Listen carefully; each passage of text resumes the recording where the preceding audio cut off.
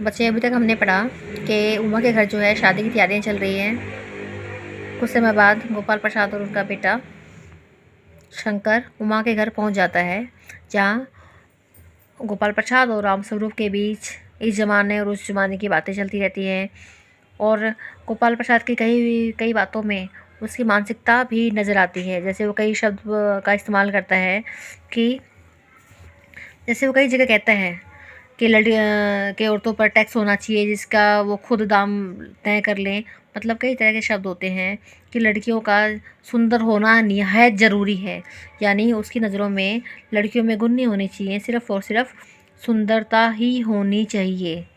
ठीक है, चाहे गोपाल प्रसाद कितना ही बड़ा वकील ही क्यों ना हो, लेकिन ये बातें उसकी छोटी मानसिकता को दर्शाती है कि वो किस मानसिकता का व्यक्ति है। यहाँ तक आप समझ गए बच्चे? इनकी आपस में बातचीत होती है, तभी थोड़ी देर में जो है उमा उनके पास आती है। जिसे देखकर गोपाल प्रसाद कहते हैं कि लड़की तो ठीक ठाक है, क्या ये गाना बजाना भी जानती है। तो ये सुनकर राम स्वरूप जी कहते हैं कि हाँ जी, हमारी बेटी जो है वो गाना बजाना भी कर लेती है। तो इस पर वो कहते हैं कि चलो ठीक है। उमा जैसे ही गाना शुरू करती है, उसकी नज़र जो है बेटा शंकर पर पड़ती है। शंकर यानी गोपाल प्रसाद जी का बेटा। ठीक है, जैसे ही उसकी नज़र शंकर पर पड़ती है, वो गाना वहीं छोड़कर कमरे में जाने को उठती है। तभी गोपाल प्रसाद उसको रोक लेते हैं कि बेटा क्यों, क्या हुआ, गाने को पूरा ख़त्म करो। ठीक है, लेकिन उमा जो है गर्दन झुकाए वहीं खड़ी रहती है। गोपाल प्रसाद उससे एक दो बार और बात करते हैं, लेकिन वो किसी बात का कोई जवाब नहीं देती है। तो ऐसे में राम स्वरूप जो कि उमा के पिता हैं, वो बात को संभालते हुए कहते हैं कि हमारी बेटी थोड़ी शर्मीली है।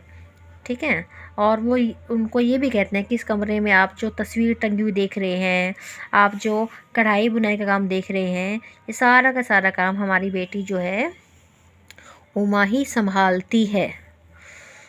ठीक है, लेकिन उमा से गोपाल प्रसाद कई बार पूछते हैं, लेकिन उमा सर झुकाए वहीं खड़ी रहती है और उनके किसी भी बात का कोई जवाब नहीं देती है।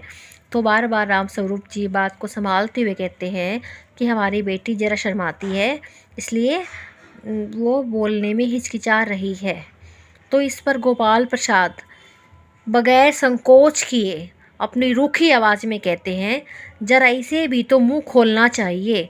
मतलब वो इस तरह से उसको बोलते हैं। ठीक है, तो इस पर रामस्वरूप उमा से कहते हैं, देखो आप ये क्या कह रहे हो, जवाब तो दो। ठीक है, लेकिन उमा को इस टाइम इतना गुस्सा आता है कि वो अपने पिताजी से कहते हैं, उमा अपने पिताजी से कहती है कि ये पिता पुत्र उसे एक समान की तरह जांच परख रहे हैं। साथ ही साथ वह अपनी तुलना भेड़ बकरियों से करती है। और अब उमा को गुस्सा इतना आ जाता है कि वह लड़के के बारे में, यानी वह शंकर के बारे में भी बताना शुरू करती है कि किस तरह उसे लड़कियों के कॉलेज के बाहर घूमने पर भगाया गया था। पहले तो काफ़ी देर वो चुप रहकर गोपाल प्रसाद की बातें सुनती रहती है, लेकिन अब उसको इतना गुस्सा आ जाता है कि वो साफ साफ अपने पिता के सामने बोलने लग जाती है कि जो पिता पुत्र आए हैं, ये उसे एक सामान की तरह जांच परख रहे हैं। ठीक है, और अब वो शंकर के बारे में बताती है, जिसे देख के उससे काफ़ी गुस्सा आया था। वो बताती है कि शंकर वही लड़का है जिसे लड़कियों के कॉलेज के बाहर घूमने पर भगाया गया था। साथ ही साथ वो शंकर के बारे में यह भी कहती है कि इसमें तो रीढ़ की हड्डी ही नहीं है। अर्थात वहाँ पर इतनी सारी बातें हो जाती हैं, लेकिन शंकर वहाँ चुपचाप बैठा उन सब बातों को सुन रहा था। उसने किसी भी तरह की कोई प्रतिक्रिया नहीं दी।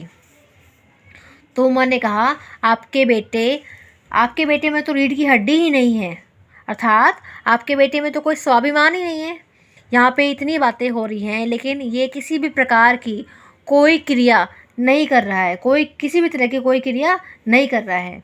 ऐसा लग रहा है जैसे इसमें स्वाभिमान ही नहीं है। और इसके बाद वो अब जो है अपनी पढ़ाई के बारे में बताती है।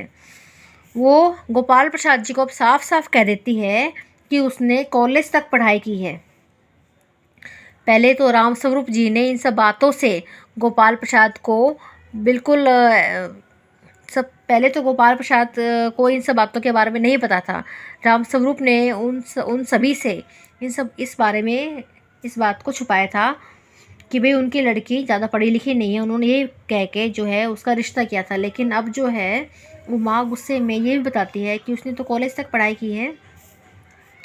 और उमा की इन सब बातों को सुनने के बाद जो है गोपाल प्रसाद उमा के पिता पर ही दोष लगाते हैं कि उन्होंने उमा की पढ़ाई की जो बात थी उनसे छुपाई और उन्होंने धोखे से इस रिश्ते को करवाने की कोशिश की। ठीक है।